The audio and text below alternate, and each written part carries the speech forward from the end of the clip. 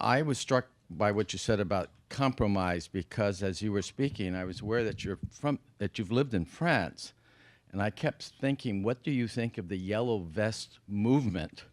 Because I'm not sure that would happen in Canada, but it obviously has happened in France.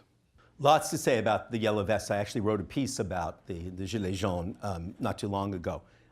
My greatest of all my heroes, A.J. Liebling, New Yorker writer, once said that a reporter is this guy who tells you what he's seen, an interpretive reporter tells you the meaning of what he's seen, and an expert tells you the meaning of what he hasn't seen. And I come up to you today as a bit of an expert on the Gilets jaunes because I've not been on the ground in Paris watching it specifically. Two things that I think are terribly important. One is a lesson about the difficulties of reform. You know, right now, and I'm totally sympathetic to the project of the New Green Deal, of trying to make climate change at the center of our agenda and so on, right? But that's what Macron was doing, and that was what set off, was a relatively small hike in gas taxes that set off this essentially rural revolt.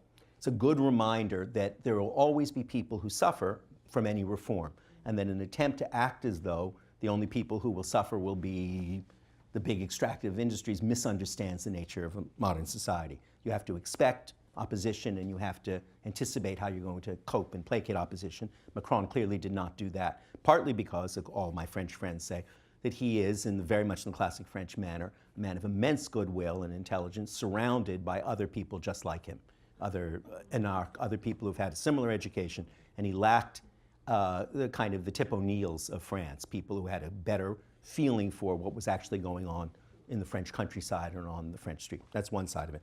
The other side of it is that while it's part of the inheritance of the Fifth Republic, de Gaulle's Fifth Republic. It's a very interesting book about this by an NYU scholar whose name I will not forget.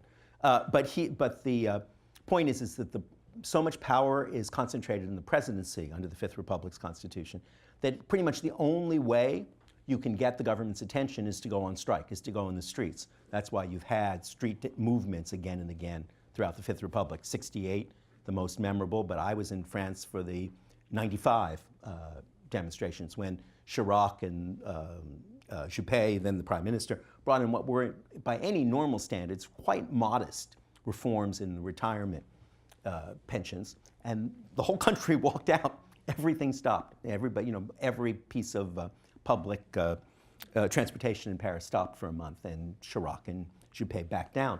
A lot of people still argue about what would have happened if they not backed down in '95. But in any case, that's the model.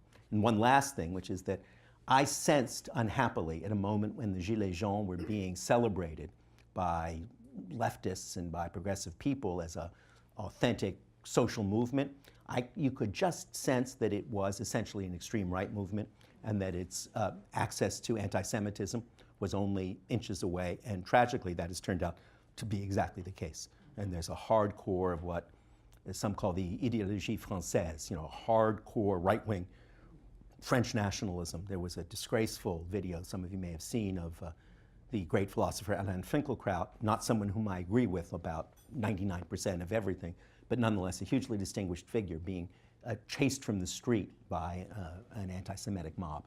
That's not a good look, as we say, and unfortunately it's part of the ideology of that social movement. So I'm saying it's both a lesson in thinking ahead as you pursue green politics, and it's also a reminder that that kind of populism almost always tends to run into the gutter.